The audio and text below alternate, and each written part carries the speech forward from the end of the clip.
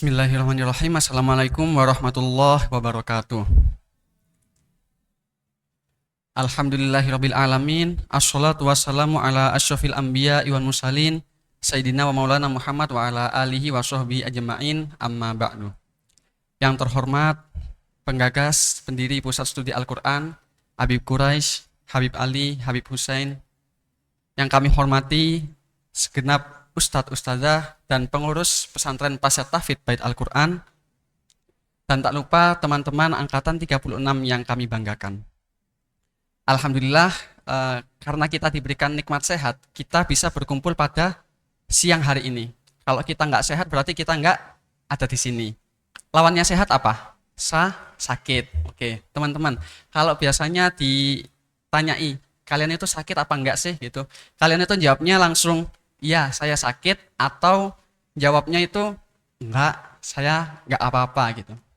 Oke, macam-macam ya ternyata. Ada yang langsung mengaku, ada yang jawabnya enggak apa-apa, padahal aslinya banyak kenapa-napanya gitu ya. Nah, menariknya hal ini nih tidak hanya terjadi pada fisik manusia, tapi juga terjadi pada hati kita ya.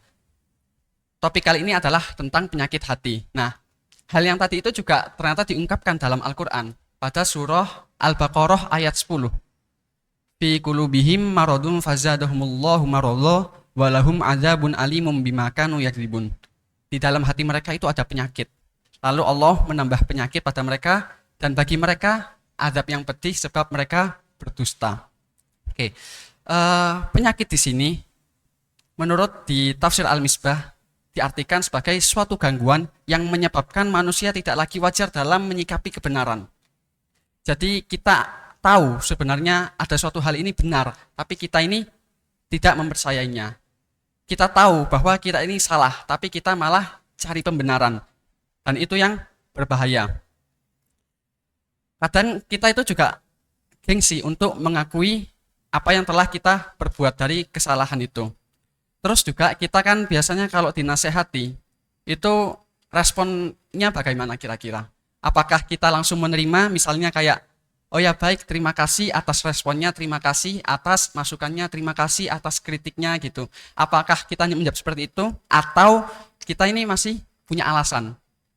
Ya tapi kan tadi karena saya begini, terus atau jawabnya, lah si itu tadi kok nggak dinasehati juga gitu. Nah, jangan-jangan kalau kita udah ada pola seperti ini, itu tanda bahwa hati kita itu susah untuk menerima kebenaran. Makanya kalau hadis Nabi itu, ingatlah di tubuh manusia itu ada segumpal daging. Idza sholahat sholahal jasadu kulluh. Kalau hatinya itu baik, maka seluruh tubuhnya akan baik. Tapi kalau buruk, maka seluruh tubuhnya itu akan buruk. Apa itu? Hati. Ya, betul. Kenapa kok di sini nyebutnya hati gitu, bukan yang lain, misalnya pikiran atau apa ya? Karena hati itu adalah pangkal dari segalanya, sumber dari segalanya.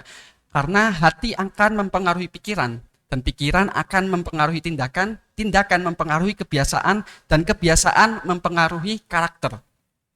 Nah, kalau dari hatinya sudah rusak, maka yang lainnya akan rusak juga. Jadi efeknya domino, merembet dari yang kecil biasa sampai yang besar nanti. Nah, terus di sini kan lanjutan ayatnya fazadahumullahu maradha. Lalu Allah menambah penyakit pada mereka.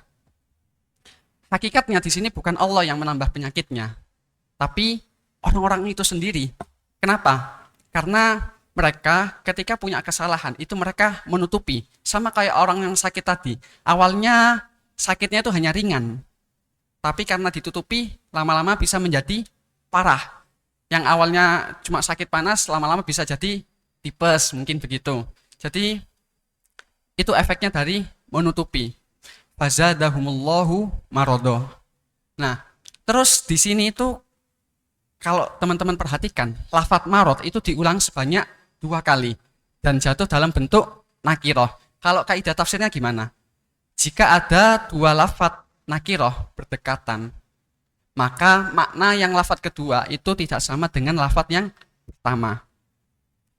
Sebenarnya artinya sama-sama penyakit, tapi ternyata penyakit yang kedua di lafadz yang kedua itu tidak sama dengan penyakit yang di lafadz pertama. Jadi awalnya kita punya satu penyakit, terus ketambahan penyakit yang lain. Kalau istilah medisnya apa? Komplikasi. Sama halnya kalau dalam suatu kesalahan atau perbuatan buruk. Awalnya kita hanya melakukan satu kesalahan, tapi karena kita pelihara, maka lama-lama akan berkembang.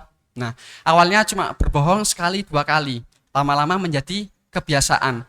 Awalnya nggak enak menerima nasihat yang kecil, lama-lama semua nasihat itu rasanya kayak menyudutkan kita. Apalagi kalau yang kena sama ego kita. Jadi apabila suatu ego dipelihara, maka dia akan membesar. Dan apabila suatu kebiasaan membela diri dipelihara, maka dia akan mengakar. Nah, terus ayat ini terakhir, efek dari kita punya penyakit hati itu walahum adzabun alimum bima kanu yakdzibun. Nah, kalau di sini kan konteksnya itu orang munafik itu kan berdusta, tidak mempercayai adanya Rasul. Sebenarnya dusta ini kan konteksnya juga bisa lebih luas. Kalau kita pahami ayat ini tidak hanya terbatas pada mendustakan Rasul. Nah, karena suatu kesalahan yang terus dipelihara, dia akan menjadi tabiat. Yang awalnya hanya kesalahan kecil, ia akan menjadi penyakit yang melekat. Maka jagalah hati sebelum ia pergi terlalu jauh, sebab hati yang gelap perlahan akan sulit kembali. Kadang kita ini takut kehilangan manusia yang singgah, tapi nggak takut kehilangan Allah yang memberikan arah. Kadang juga kita ini terlalu sibuk untuk menjaga wajah agar tetap terlihat indah, tapi kita lupa menjaga hati agar tetap terarah.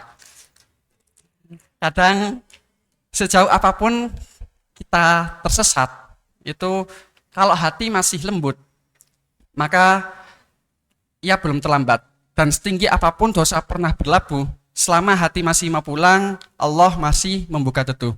Demikian dari saya, wal afu minkum, wassalamualaikum warahmatullahi wabarakatuh.